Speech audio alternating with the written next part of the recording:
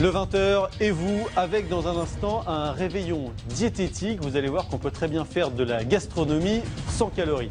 Mais avant d'aller dîner, il y a parfois un autre problème à régler, c'est celui de la garde des enfants.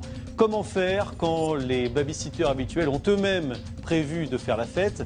La solution, elle est sur Internet, avec des sites spécialisés. Caroline Bell et Jean-Yves May ont rencontré une jeune maman qui a sauvé sa soirée in extremis. Joshua, 2 ans et demi, et son petit frère s'apprêtent à réveillonner avec une babysitter. Comme beaucoup de parents, Charlotte y est prise au dernier moment. Pour s'amuser avec ses amis, cette soirée du 31 va lui coûter 120 €. C'est pas plus cher, c'est beaucoup plus cher.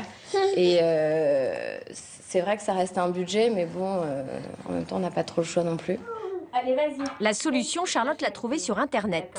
Ce site de garde d'enfants a prévu de répondre à cette demande particulière. Le soir du 31, les babysitters constituent une denrée rare. On a demandé à nos 100 000 babysitters de nous dire si elles étaient libres le 31.